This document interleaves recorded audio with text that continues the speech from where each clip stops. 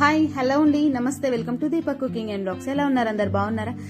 అయితే ఈ రోజు మన వీడియో వచ్చేసి కర్పూరం గురించి అండి. కర్పూరాన్ని మనం కేవలం దేవునికి దీపం పెట్టడానికి పూజలో మాత్రమే వాడుతూ ఉంటాం కదా, అలా కాకుండా కర్పూరంతో ఎన్ని లాభాలు ఉన్నాయో, ఎంత మంచిగా వీటిని ఉపయోగించుకోవచ్చో ఈ రోజు వీడియోలో అయితే చెప్తాను. కర్పూరంలో 2 రకాలండి. ఒకటేమో పచ్చ కర్పూరము, రెండోటి మనం దేవునికి హారతి అది ఇస్తుంటాం కదా, ఆ కర్పూరం అనమాట. ఈ పచ్చ కర్పూరాన్ని మనం ఆయుర్వేద మందులలో వాడుతూ ఉంటారు. ఈ పచ్చ కర్పూరాన్ని మనం మామూలుగా వాడే కర్పూరాన్ని రెండింటిని కూడా ఎలా ఉపయోగించుకోవాలి, దీనివల్ల మంచి మంచి టిప్స్ అయితే నేను చెప్తాను. నేను చెప్పే ఈ కొన్ని టిప్స్ లో మీకు ఏవో కొన్నైనా మీకు ఉపయోగపడతాయని నేను అనుకుంటున్నాను. అందుకే వీడియోని చివరి వరకు చూడండి. ఓకే, ఫస్ట్ అయితే నేను మామూలుగా కర్పూరం గురించి అయితే చెప్తున్నాను. మనం దేవునికి దీపం పెట్టినప్పుడు అది ఒక్కోసారి బత్తి అనేది సరిగా వెలగదు కదా, వెలగనప్పుడు తొందరగా అంటుకోదనమాట వెలగడానికి. అప్పుడు కొంచెం కర్పూరాన్ని చూరలాగా చేసి ఇలా చివర్లో అయితే పెట్టి తర్వాత దీపం పెట్టుకోండి, ఇంకా తొందరగా అంటుకుంటుంది అనమాట. ఓకేనా, ఇదొక టిప్. తర్వాత ఇంకొక టిప్ చెప్తాను.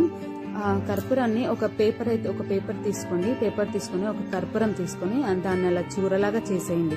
చూరలాగా చేసేసి దీన్ని పాకెట్ లాగా అయితే కట్టేసుకోండి. ఇది ఎందుకంటే మనకి ఇంట్లో బియ్యం గాని పప్పులు గాని ఏవైనా పురుగు పట్టినట్టు అనిపిస్తే, లేకపోతే మనం ఎక్కువ మొత్తంలో బియ్యం పప్పులు తెచ్చుకుంటాం కదా, తెచ్చుకున్నప్పుడు అందులో పురుగు పట్టకుండా ఉండాలంటే ఇలాంటి పాకెట్స్ అయితే అందులో వేసుకోండి. ఇంకా ఎన్ని రోజులైనా పురుగు పట్టకుండా ఫ్రెష్ గా ఉంటాయి. ఓకేనా, ఒకవేళ పురుగు పట్టిన వాటిలైనా వేసినా సరే పురుగు వెంటనే వెళ్ళిపోతుంది అనమాట. తర్వాత ఇంకొక టిప్ చెప్తాను. ఇలాంటి 2 పేపర్స్ అయితే తీసుకున్నాను. 2 కాదు, ఎక్కువైనా సరే తీసుకోండి. నేనైతే ప్రస్తుతానికి 2 అయితే తీసుకుని చెప్తున్నాను. తర్వాత ఇందులో ఒక 2 కర్పూరాన్ని ఇలా చూరలాగా చేసి ఇందాక మనం పాకెట్ లాగా కట్టుకున్నాం కదా, అలాగే కట్టేసేయండి. ఇవి ఎందుకంటే మనకి ఇంట్లో మనం సెల్ఫ్ లో బట్టలు పెట్టుకుంటాం కదండి, డైలీ యూజ్ బట్టలు అలాంటివి పెట్టుకుంటాం కదా, అలా సెల్ఫ్లలో బట్టల్లో కానీ లేకపోతే బీరువాల బట్టల కింద కానీ మనం కబోర్డ్స్ లో బట్టల కింద కానీ ఇలాంటి పాకెట్స్ అయితే పెట్టేసేయండి. బట్టలు మంచి స్మెల్ వస్తాయి. మనం మామూలుగా డాంబర్ గొల్లీలు అయితే ఎలా పెట్టుకుంటామో అలా పెట్టుకోండి. ఈ కర్పూరం వాసనకి ఏ పురుగు కానీ ఏవి కూడా అక్కడికి రావు. బట్టలు కూడా మంచి స్మెల్ వస్తాయి, ఫ్రెష్ గా ఉంటుంది. ఓకేనా, తర్వాత ఇంకొక టిప్ చెప్తాను. ఇదొకటి, ఒక గిన్నెలో కొన్ని వాటర్ తీసుకోండి. ఆ వాటర్ లో ఒక 2 కర్పూరం బిళ్ళలను అయితే ఇలా చూరలాగా చేసి వేసుకోండి.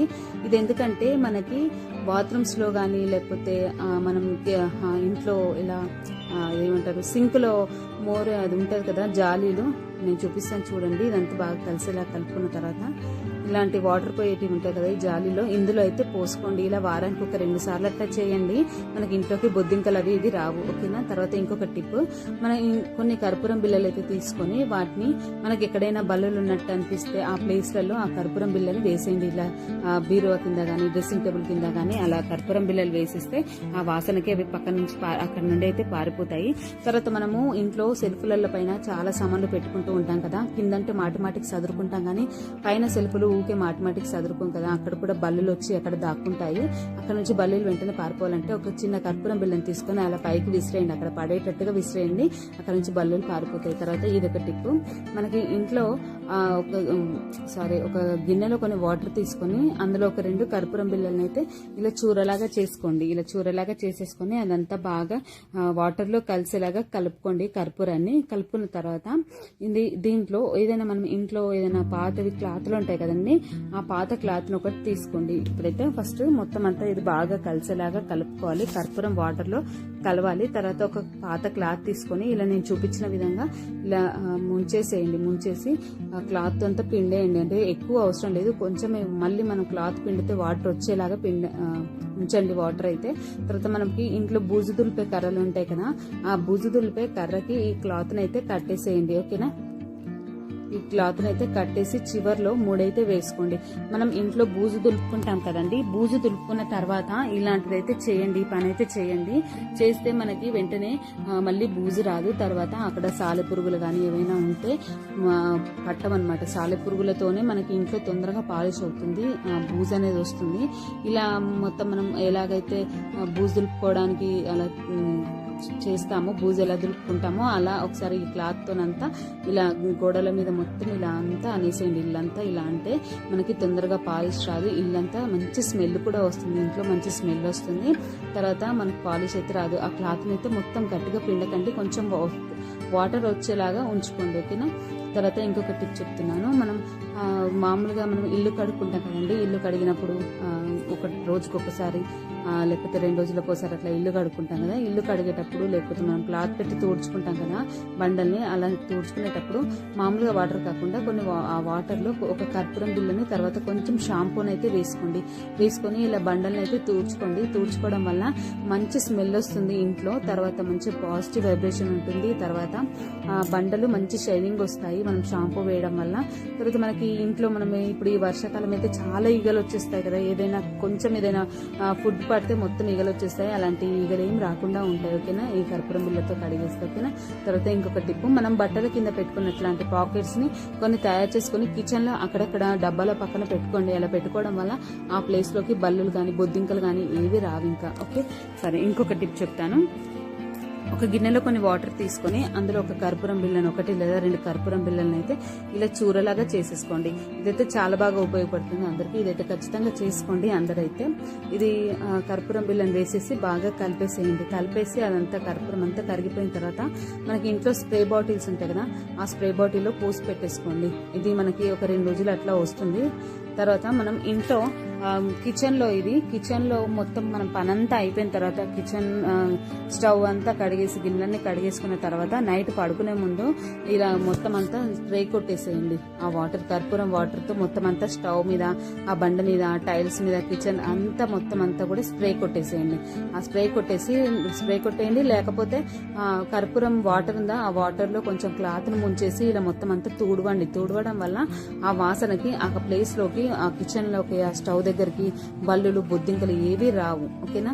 ఇలా మనకి కిచెన్ లోకి బల్లులు బొద్దింకలు వస్తే చాలా చిరగ్గా ఉంటుంది కదా, మళ్ళీ తర్వాత అవి చాలా డేంజర్ కూడా. అందుకోసమని ఈ వాసనకి ఆ దరిదాపుల్లో కూడా బల్లులు రావన్నమాట కర్పూరం వాసనకి ఓకేనా. ఇలా రోజు నైట్ మనం పడుకునే ముందు ఇలా స్టవ్ అంతా ఇలా నీట్ గా చేసుకున్న తర్వాత ఇలా ఒకసారి చేయండి. కర్పూరం వాటర్ ఉంటాయి కదా, దాంట్లో క్లాత్ ముంచేసి ఇలా స్టవ్ టైల్స్ అంతా తూడ్చేయండి, బల్లులు అయితే రావు ఓకేనా. ఇది ఒక టిప్ అనమాట. ఇలా చాలా రకాల టిప్స్ ఉన్నాయండి. ఇంకా తర్వాత ఇంకా పచ్చకర్పూరంతో చెప్తాను. ఇప్పుడు పచ్చకర్పూరంతో కూడా మనం ఆయుర్వేదంలో చాలా మందులలో కూడా చాలా వాడతారు. దీన్ని మనం తినడానికి కూడా ఉపయోగిస్తారు, కొన్ని ఫుడ్లలో కూడా వీటిని వేస్తారు. అదేంటో చెప్తాను. ఫస్ట్ అయితే ఒక గిన్నె తీసుకొని దాంట్లో నేను మొత్తం 2 పచ్చకర్పూరం, ఇది మామూలు కర్పూరం కాదు ఇప్పుడు నేను చెప్పేది, పచ్చకర్పూరాన్ని ఇలా చూరలాగా చేసేసుకోండి. ఇది కూడా మనకి మార్కెట్ లో దొరుకుతుంది, పచ్చకర్పూరం అంటే ఇస్తారు, ఇది మంచి స్మెల్ ఉంటుంది ఇది కూడా. తర్వాత ఇదంతా చూరలాగా చేసేసుకోండి. ఒక చిన్న 2 ముక్కల్ని చూరలాగా చేసేసుకోండి ఓకేనా. చేసుకున్న తర్వాత మనకి ఇంట్లో నెయ్యి ఉంటుంది కదండి, మనం ఇంట్లో తయారు చేసుకున్న నెయ్యి అయినా సరే లేకపోతే బయట నుంచి తెచ్చుకున్న నెయ్యి అయినా సరే, ఆవు నెయ్యి అయితే బెటర్. ఇలా ఆవు నెయ్యి అయితే తీసుకొని అందులో కర్పూరం మనం పౌడర్ చేసుకున్నాం కదా అందులో వేసుకొని మొత్తం అంతా ఇలా కర్పూరము నెయ్యి 2 కలిసేలాగా బాగా కలిపేసుకోండి ఓకేనా. ఇది ఎందుకంటే మనకి జలుబు చేసినప్పుడు కానీ లేకపోతే ఎక్కడైనా దెబ్బ తగిలినప్పుడు కానీ ఇది పెట్టుకోండి. జలుబు చేసినప్పుడు పెట్టుకుంటే తొందరగా జలుబు తగ్గుతుంది. తర్వాత జ్వరం వచ్చినప్పుడు మనకి నొసలకు అలా రాయండి కొంచెం, ఇది రాస్తే జ్వరం అనేది తొందరగా తగ్గిపోతుంది. తర్వాత తలనొప్పి ఉన్నప్పుడు కూడా ఇది పెట్టుకోండి, తొందరగా తలనొప్పి తగ్గుతుంది. మనం జెండు బామ్ అయితే ఎలా పెట్టుకుంటామో అలా ఇది తయారు చేసుకొని పెట్టుకోండి, తొందరగా రిలీఫ్ వస్తుంది. తర్వాత దీన్ని మనం ఎక్కడైనా దెబ్బ తగిలినప్పుడు రక్తం కారుతుందా ఆ ప్లేస్లలో పెట్టండి, రక్తం కారడం తగ్గుతుంది. తర్వాత దీనికి చీమ అనేది రాదు, ఇన్ఫెక్షన్ కూడా రాదు ఇది పెట్టడం వల్ల ఓకేనా. ఎక్కడైనా వాపు ఉన్న ప్లేస్లలో, నొప్పిగా ఉన్న ప్లేస్లలో దీన్ని పెట్టండి, తొందరగా తగ్గిపోతుంది. దాన్ని తయారు చేసుకున్నాం కదా మనం, దాన్ని ఏదైనా ఒక గాజీసాల్లో కానీ లేకపోతే ఏదైనా జెండు బామ్ డబ్బాను, ఏదైనా ఖాళీ డబ్బాలు ఉంటే దాంట్లో అయితే పెట్టేసుకుంటే మనకి ఎప్పుడైనా ఏదైనా నొప్పి ఉన్నప్పుడు కానీ లేకపోతే జలుబు జ్వరం వచ్చినప్పుడు అది కొంచెం అలా వాసన చూసుకుంటే తొందరగా రిలీఫ్ వస్తుంది ఓకేనా. తర్వాత ఇదొక టిప్పు, ఒక గిన్నెలో కొన్ని వాటర్ తీసుకొని అందులో కొంచెం పచ్చకర్పూరం అయితే వేసుకొని మనం నైట్ పడుకునే ముందు మనకి ఒక్కోసారి నిద్ర పట్టదు. అలా నిద్ర పట్టనప్పుడు ఈ వాటర్ ని మనం కర్పూరం కలిపిన వాటర్ ఉంటాయి కదా, పచ్చకర్పూరం కలిపిన వాటర్ ని ఇలా బెడ్ మీద, దిండు మీద అలా చల్లుకోండి ఓకేనా. ఇలా చల్లుకొని పడుకోండి, ఆ స్మెల్కి మంచి నిద్ర వస్తుంది ఓకేనా. తర్వాత ఇంకొకటి, మనం కొంచెం వేడి నీళ్ళు అండి, ఇవి కొంచెం వేడి చేస్తున్నాను, బాగా అవసరం లేదు, కొంచెం గోరువెచ్చగా ఉంటే సరిపోతుంది. ఈ నీళ్ళల్లో కొంచెం ఇలా 2 చిన్న చిన్న ముక్కలుగా కర్పూరాన్ని అయితే ఇలా చూరలాగా చేసుకుని వేసుకోండి. ఈ గోరువెచ్చని నీళ్ళల్లో వేసుకున్న కర్పూరాన్ని ఇది ఎందుకు ఉపయోగిస్తారంటే మనకి దురదలు వేసినప్పుడు, ఒంటికి దురద వచ్చినప్పుడు కానీ, లేకపోతే అప్పటికప్పుడు శరీరం పైన దద్దులు వచ్చేస్తుంటాయి, ఎర్రగా మారిపోయి దద్దులు వచ్చేస్తూ ఉంటాయి కదా, ఆ ప్లేస్లలో ఈ కర్పూరం కలిపిన, ఈ గోరువెచ్చని కర్పూరం కలిపిన వాటర్ ఉంటాయి కదా, ఆ వాటర్తో కడిగేయండి. అలా కడిగేయడం వల్ల తొందరగా ఇన్ఫెక్షన్ తగ్గుతుంది. అక్కడ ఏదైనా ఫంగస్ లాంటివి ఏదైనా ఉంటే పోతాయి. దీన్ని డైలీ మనం ఒకసారి అట్లా చేయండి, 1-2 సార్లు చేయండి. మనకు ఒక 2-3 రోజులలో ఆ దురద తగ్గడము, ఆ దద్దులు తగ్గడం అయితే తగ్గిపోతుంది. ఇలా చాలా రకాలుగా ఉపయోగించుకోవచ్చు అండి కర్పూరాన్ని. ఓకేనా, ఇందులో ఏవైనా కొన్నైనా మీకు ఉపయోగపడతాయని ఈరోజు ఈ వీడియో అయితే తీస్తున్నాను. నా వీడియోస్ ఎలా అనిపిస్తున్నాయో ఏంటో కూడా ఒక చిన్న కామెంట్ చేయండి. తర్వాత ఇంకో చెప్తాను, ఈ కర్పూరాన్ని మనం ఫుడ్లలో కూడా తీసుకుంటారండి. వీటిని మనం ప్రసాదం లడ్డులు ఉంటాయి కదా, తిరుపతి లడ్డులు, అలాంటి లడ్డులలో కూడా ఈ పచ్చకర్పూరాన్ని ఉపయోగిస్తారు తెలుసా. మనం ఇంట్లో లడ్డు చేసుకున్నప్పుడు కొంచెం కర్పూరాన్ని అందులో వేయండి, ఆ టేస్టే మారిపోతుంది. ఓకేనా, ఇంకా మనం తీర్థపొడిలో కూడా ఈ పచ్చకర్పూరాన్ని వాడతాడు. తీర్థపొడి ఎలా చేయాలో మీకు కావాలంటే నాకు కామెంట్ చేయండి, నేను ఎలా చేయాలో నేనైతే చెప్తాను. ఓకే, మనం డైలీ టెంపుల్కి వెళ్ళి తీర్థం తీసుకుంటాం కదా, ఆ తీర్థపొడి అయితే నేను కావాలంటే కామెంట్ చేయండి, చేస్తాను. ఓకేనా, వీడియో నచ్చితే లైక్ చేయండి. ఈ వీడియో నచ్చితే లైక్ చేయండి, ఛానల్ని సబ్స్క్రైబ్ చేసుకోండి. Thank you.